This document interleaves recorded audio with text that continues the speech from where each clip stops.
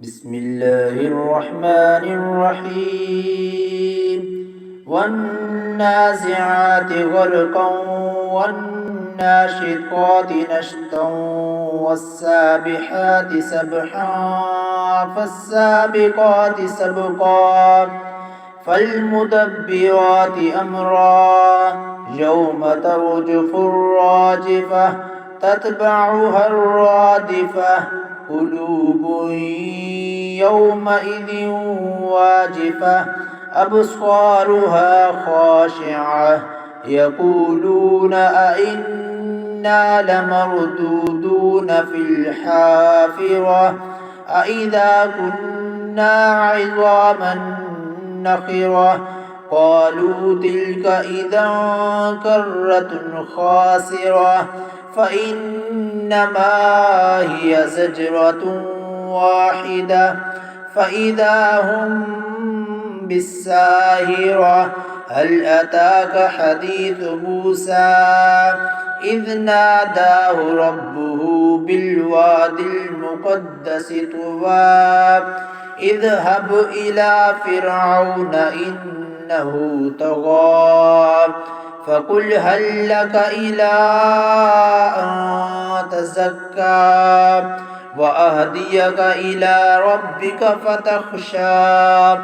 فأراه الآية الكبرى فكذب وعصى ثم أدبر يسعى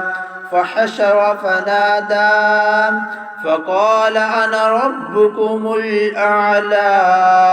فأخذه الله نكال الآخرة والأولى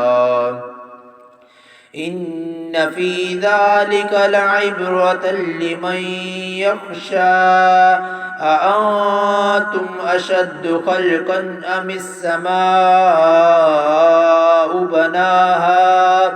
رفع سمكها فسواها وأغطش ليلها وأخرج ضحاها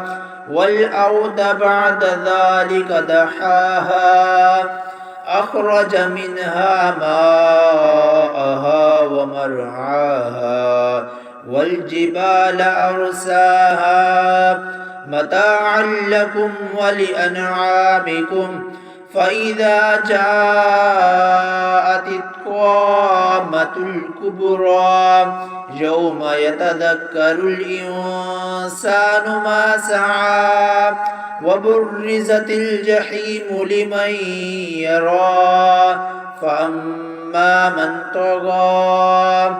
وآثر الحياة الدنيا فإن الجحيم هي المأوى وأما من خاف مقام ربه ونهى النفس عن الهوى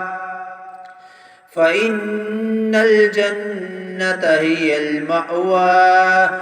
يسألونك عن الساعة أيان مرساها فيما أنت من ذكراها إلى ربك منتهاها إنما أنت منذر من يخشاها